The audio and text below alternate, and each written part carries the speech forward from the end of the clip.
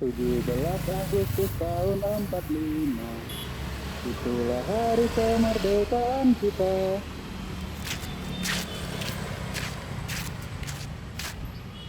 Lagi ngapain bang?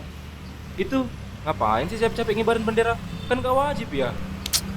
Ya elah bang, tinggal ngibarin doang nggak ribet. Dulu untuk kibarkan bendera mesti perang dulu, baru boleh kibarkan bendera.